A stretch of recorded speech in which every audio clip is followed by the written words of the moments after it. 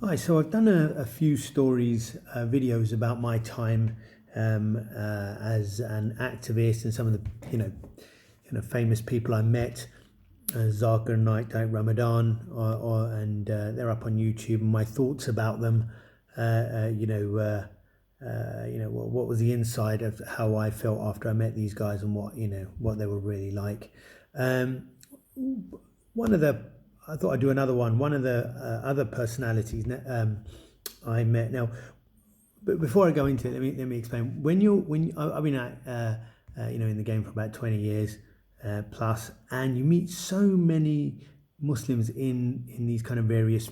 When you're an activist trying to defend Islam, defend Muslims, you meet so many different people, and sadly, a large portion of them were not very nice. I mean, some of the people that quite famous, whatever, they're kind of destroyed by their own ego, their own self worth. Others were kind of sly and slimy. There was so many kind of people who didn't really get into I don't know, whatever you might call it, but God's cause for the right reason. Or if they did get in for the right reason, along the way, their own moral character flaws ruined them, and they just became really kind of nasty people. I might make a video of some of these kind of nasty characters, but there were so many of them. It was kind of horrible to see, and it was quite surprising for me because I didn't consider myself, particularly religious in the kind of religious way that other people see themselves, as like, praying and knowing certain, knowledge off by heart and minutiae, etc. For me, you're right. Those guys were the religious ones. I was just doing a good deed or my good deed, and didn't really consider myself as a good guy. But when I saw these guys, in real life, I thought, man, how can you be such an awful person inside, and yet even be part of the Islamic game? It didn't make any sense. If you were going to do that, then do it outside. Well, why are you being like that when you're in God's path, so to speak? It's like if you're going to commit a crime, you're not going to commit it in a mosque, are you? If you're a criminal, at least when you come to the mosque, fear God a bit. But it seemed these guys were, if they were going to commit a crime, it was only going to be in a mosque. Yes, just couldn't get my head around it. But anyway, one person that I wanted to talk about was a chap called Tox, who was in the media recently. Now, I had never met Tox. I actually don't know the guy at all. But just like the rest of you guys, I heard about him off, I don't know, the news or the internet, etc. And he's basically some British guy. He flew off to Syria with his wife and kids to set up an orphanage for people who were, for obviously little kids who, whose parents had been killed or whatever. And that was quite a big thing, for me. It was like, wow, what type of guy does that? Now, you only know they always say, heaven has certain ranks for ranks in paradise, 100 ranks or whatever it is.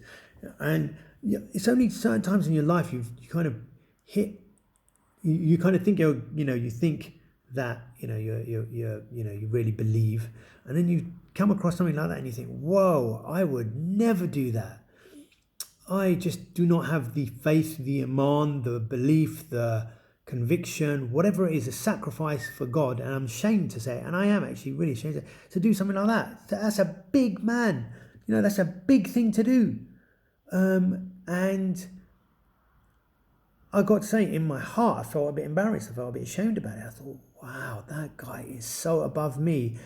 He is head and shoulders towering above me.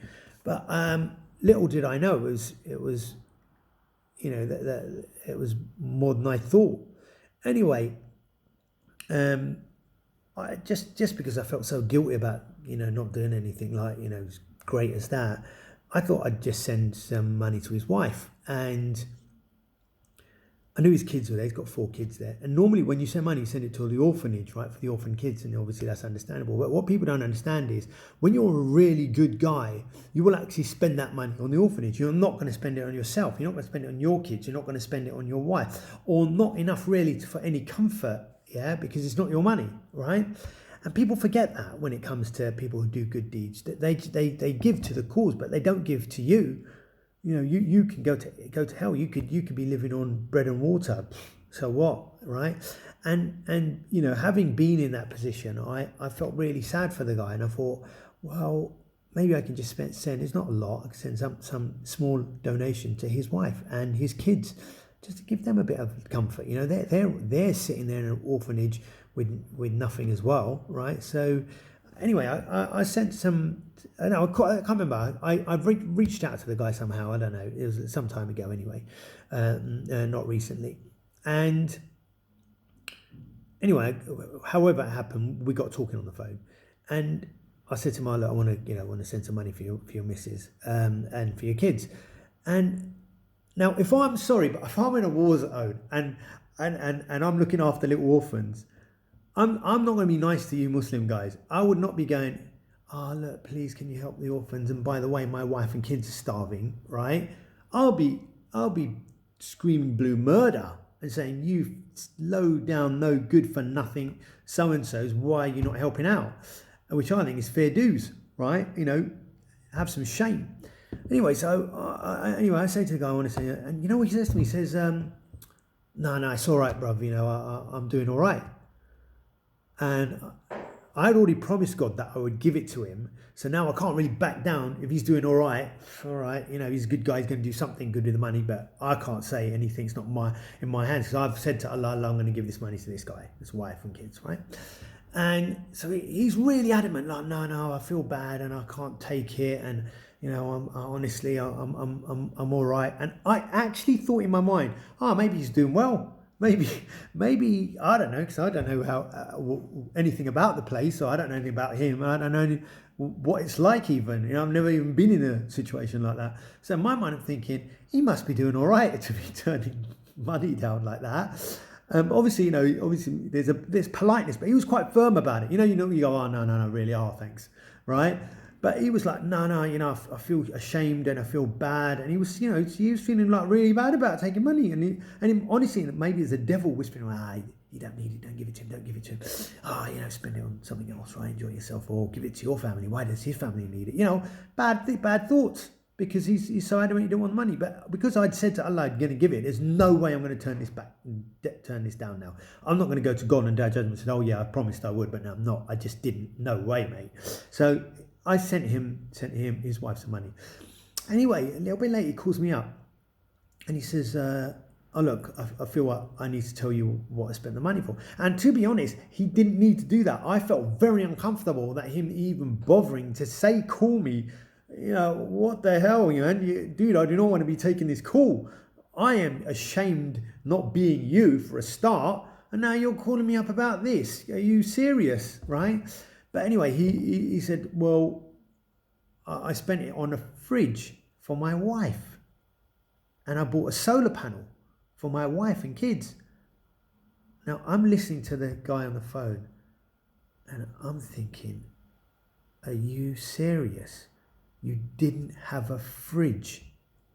And even if you had a fridge, you don't have electricity to power the fridge for your I think he's got 4 children, maybe more, I don't know, but 4 children. Now, I've got a daughter, by the grace of Allah, I've got 2 now. And imagine that. Imagine my wife not having any electricity in the house and having 4 children to support and not even having a fridge to be able to put something in. And I was so ashamed. And then I thought to myself, look at this guy. He's turning money down. He would have taken it for the orphans, but he wouldn't take it for himself. He goes up in one video, please help the orphans, help me build a school, help me. And he takes this money to build these things, but he didn't have a penny to buy a fridge for himself. And when I said to him, dude, you don't even have a fridge. And you were turning money down, and I said, I feel I've got to do something more. And he was like, no, honestly, I'm all right now. And I said, dude, you're clearly not all right. You didn't even have a fridge. And that's just my stories. Because sometimes out of all these oily characters, these kind of narcissists, these people who are so full of themselves, and awful characters who, masquerade as, righteous Muslims. Sometimes you meet a true believer and you think, I will never ever be like you. And I'm ashamed of it, but I don't want to be dishonest to myself. I don't want to pretend as if I'm better than I am. And I'd say, just leave it with this last verse, of the Quran that I read, that I always thought about this guy afterwards. Every time I read it, I always thought, that's him. And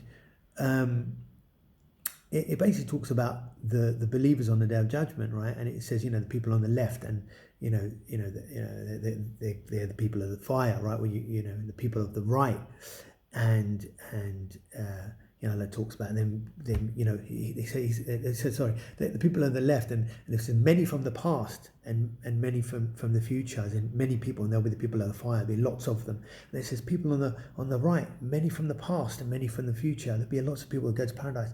And then it talks about, and the people of the front, people ahead, and then Allah says, ahead indeed, a few from the past, and a few from the future. And I thought, wow, that guy is them. He's the people ahead indeed. Allah says, ahead indeed, the higher paradises. And in my greedy way, right, I thought, Allah, I help that guy out. You get me in. I'm ashamed to say it. I'm ashamed to say it. It's my little thing that I didn't do nothing, and got a fridge, and now I want even more. I want seat in your paradise. But just if you're out there and you hear about this guy, just know what this guy's really about. He's something else.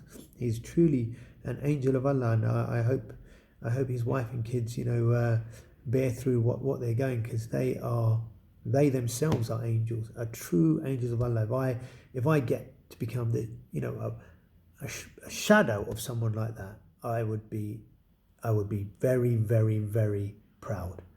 Anyway, thanks, and may Allah bless his wife, children, and him, and all those who love him. Assalamu alaikum.